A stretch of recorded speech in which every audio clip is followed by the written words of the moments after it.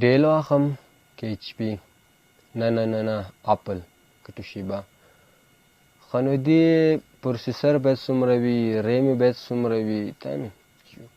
السلام علیکم ورحمت الله وبرکاتو ملګرو خدای دې وکړي چې تاسې به ټوله ته روغ او جوړې زه یم سردار ولی اریان تاسې ګورئ ټیکنیکل احمدزی یوټیوب چینل ملګرو ډېر خوښ یم یو ځل بیا تاسو ته په نوي او خوندوره معلوماتي ویډیو کې حاضر یم ملګرو تاسې کله بازار ته تللي د کمپیوټر اخیستلو لپاره یا هم کوم ملګري سره تللي د کمپیوټر اخیستلو لپاره یا هم په آینده کې نیت لري چې ځان ته یو کمپیوټر واخلئ زه نن درته ښایم چې موږ باید کوم ډول کمپیوټر واخلو کوم ډول ځانګړتیاوې باید ولري ملګرو لومړی باید تاسو ځان څخه دا پوښتنه وکړئ چې موږ کمپیوټر د کوم کار کولو لپاره خو که چېرې تاسې کمپیوټر د ساده استعمال لپاره مثال ورډ اکسل یا هم د نور انټرنیټ استعمال لپاره اخلئ تاسې باید یو ډول کمپیوټر واخیستئ یو ډول ځانګړتیاوې ولري کوم ډول ځانګړتیاوې هغه وروسته درته وایم یا که چېرې تاسې د ګرافیک ډیزاین لپاره اخلئ یا هم مثلا فوټوشاپ سیستریس یا هم بل کوم پریمر استعمال یا هم د ګیمینګ لپاره اخلئ تاسې باید یو ډول کمپیوټر واخلئ چې هغه کمپیوټر باید کومې ځانګړتیاوې ولري هغه هم وروسته درته وایم خو خصوصا ملګرو په ننني ویډیو کې داسې خوندورې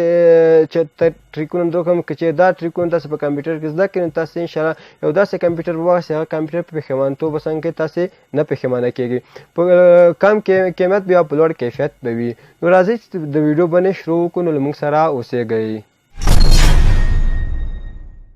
لومړی ښه ملګرو لپټاپ او ډیسکټاپ ده که چېرې تاسې کمپیوټر په یو مخصوص ځای کې استعمالوئ نه غواړئ چې له هغه ځای نه بل چېرته بوځئ نو تاسې باید څنګه یو ډیسکټاپ واخلئ او که چېرې تاسې یو کمپیوټر لرئ او غواړئ هغه دفتر ته هم ځان سره وړئ یا په کور کې هم استعمالوئ یا هم په نورو ځایونو کې غواړئ استعمال کړئ تاسې باید یو لپټاپ واخلئ ځکه چې ډیسکټاپ تاسې اخلئ نو په یو مخصوص ځای کې چې بیا تاسو وړل ډېر مشکل کېږي چې تاسې دفتر ته ځان سره وړئ هم بل ځای ته وړئ او که چېرې لپټاپ واخلئ نو بیا تاسې کولی شئ هغه په هم به ځان سره دفتر ته یوسئ هم کولی شئ کور ته یوسئ هم نورو ځایونو کې چې په کارېږي تاسې باید ویسئ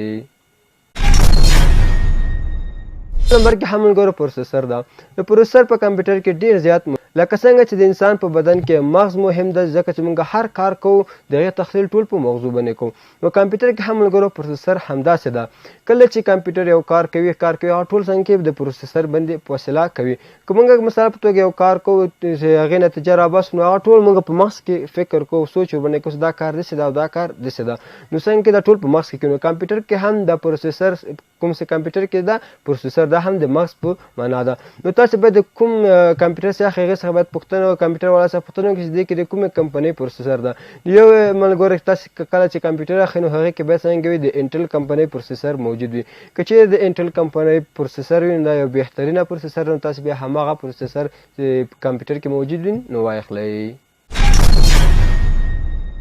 درېیم ملګرو برینډ شو که چېرې تاسې کمپیوټر اخلئ ملګرو مثال په توګه تاسې د اپل کمپنۍ کمپیوټر شوقي یې نو تاسې باید د هغه څخه پوښتنه وکړئ چې دې کې کوم سیسټم کار کوي مثال په توګه چېرې تاسې د اپل کمپنۍ کمپیوټر واخلئ نو هغې کې دا کوم د مایکروسافټ کمپنۍ سافټویر دي په هغې کې کار نه کوي یعنې کو د اپل کمپنۍ کمپیوټر چې تاسې اخلئ نو هغې کې مخصوص سافټویر جوړ شوي دی هغه کې استعمالیږي ملګرو اپل چې هغه کې بیا وینډوز هم کار نه کوي هغه ځان ته سیسټم لري که چېرې تاسې ایچ پي اخلئ یا هم ډیل یا هم توشیبا اخلئ نو هغې څخه هم باید تاسې پوښتنه وکړئ چې دې کې کوم ډول سافټویر کار کوي درېیم نمبر هم ملګرو ویجټ د کمپیوټر وزن مخصوصا ملګرو نن سبا کوم خلک کمپیوټرونه اخلي هغه سپک کمپیوټرونه اخلي یعنې دروند کمپیوټر نن سبا خلک نه خوښوي که چېرې تاسې هم خپل کمپیوټر راخلئ نو د هغې وزن باید تاسې وګورئ دا د ملګرو زما کمپیوټر چې دا ماشاءالله په وزن کې دومره دروند ده نو که چېرې تاسې کمپیوټر اخلئ نو یو سپک کمپیوټر واخلئ زما کمپیوټر سره ملګرو دا ډېر زیات دروند دی نو که چېرې تاسې کمپیوټر ځان ته اخلئ نو یو سپک کمپیوټر ځان ته واخلئ ځکه نن سبا خلک چې کمپیوټر اخلي یو سپک کمپیوټر خوښوي بل هم ملګرو ریم شو ریم هم ملګرو په کمپیوټر کې ډېر زیات مهم دی ریم څه شی ده ریډیم اکسس میموري ملګرو کوم تاسې کله چې کمپیوټر چلان کې یعنې آن یې کړئ او د پاور بټن چې ورباندې ووهئ نو هغې کې تاسې کوم پروګرامونه استعمالوئ هغه ټول ریم ته ځي مثال په توګه یو پروګرام په یو وخت کې کمپیوټر کې 4-5 پروګرامونه استعمالوي نو هغه ټول ځي ریم کې ځای کېږي که چېرې ستاسې کمپیوټر ریم زیات وي نو هغه کمپیوټر ستاسو دا کوم پروګرامونه چې دی په ډېر چټک سره ترسره کوي او که چېرې ستاسو د کمپیوټر ریم کم وي نو دا پروګرامونه چې کوم دي دا په ډېر سلو ډول څنګه یې ترسره کوي که چېرې تاسې کمپیوټر د انټرنیټ استعمال لپاره او د ورډ او د ایکسل پروګرامونو استعمال لپاره خو تاسو ته 4 جی بی ریم لرونکی کمپیوټر ان شاء الله بسنه کوي. او که چیرې تاسو د ګرافیک ډیزاین لپاره کمپیوټر اخلئ لکه CS3 فوټوشاپ سو یا هم پریمری سو یا هم د گیمینګ لپاره خو هغه ته باید حد اقل 8 څنګه تر 14 جی بی پورې یو کمپیوټر واشي هغومره ریم ولري. نو ریم ملګرو په کمپیوټر کې ډیر زیات مهم رول لوبوي. بل هم ملګرو هارد ډیسک سو په کمپیوټر کې ملګرو هارد ډیسک یعنی سټوریج په موبایل کې حافظه یا ما سټوریج په کمپیوټر کې هارد ډیسک څنګه ده د کمپیوټر سټوریج ورته ویل کیږي. ملګرو هارد ډیسک دا په دوه ډوله ده. یو SSD ده بل هم HDD ده. ملګرو SSD خدا که HDD خدا ملګرو کله چې موږ کوم کمپیوټر HDD هارد ډیسک ولري نو هغه ملګرو په خپل په جوړښت کې یو داسې دایره شکل جوړښت لري. کله چې آپ کوم کمپیوټر HDD هارد ډیسک ولري نو کله چې تاسو هغه چلان کې نو هغه د کم بغاس کوي یعنی ځان څخه یو आवाज تولیدوي. که چیرې کوم کمپیوټر SSD هارد ډیسک ولري نو هغه په ډېر نورماله توګه حرکت کوي هیڅ مزاحمونکې اواز له ځان څخه نه خپروي. اوس ملګرو شاید تاسو ته داسې یو پوښتنه مخې ته راشي چې د SSD ولې په ټولو کمپیوټرونو کې نه ده موجود. ملګرو د SSD هارد ډیسک د یو تاوان ځان څخه هم لري. هغه تاوان داسې د پریس یعنې قیمت ډېر زیات ده. مثال په توګه تاسو یو کمپیوټر اخلئ مثال په توګه زم بازار ته کورای 3 کمپیوټر اخلم او کورای 3 کمپیوټر کې څنګه وي د هارد ډیسک HDD وي نو د قیمت بل زر وي. مثال په توګه که چېرته عین ماډل کورای 3 کمپیوټر تاسو اخلئ او د هارد ډیسک SSD وي نو هغه قیمت په تقریبا 60,000 وي یعنی یو په دوه د قیمت زیات سونی وزنۍ تاوان هم دا د SSD چې د قیمت ډیر زیات ده. نو تاسو کله چې کمپیوټر اخلئ نو د خامخا پوښتنه ورته وکړئ چې د هارد ډیسک SSD ده که HDD ده. نو که چیرې HDD نو تاسو هغه کمپیوټر ماخه او که چیرې SSD نو هغه کمپیوټر واخلئ. بل هم ملګرو اپریټینګ سیستم سو مثال په توګه ملګرو که چیرې تاسو د اپل کمپنۍ یو کمپیوټر اخلئ نو باید تاسو پوښتنه ورڅخه وکړئ چې دې کې کوم سیستمونه کار کوي. مثال په توګه اپل کمپنۍ چې تاسو کوم کمپیوټر واخلئ هغې کې د مایکروسافټ کوم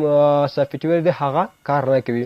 مثال په توګه HP اخلئ توشیبا اخلئ لینو اخلئ بل ډیل اخلئ نو هغې څخه باید تاسو پوښتنه وکړئ چې دې کې کوم ډول سافټویر کار کوي او کوم ډول سافټویر کار نه کوي. نو د اپریټینګ سیستم هم ملګرو ډېر زیات پکې مهم دی. خامخا تاسو ها پوښتنه وکړئ.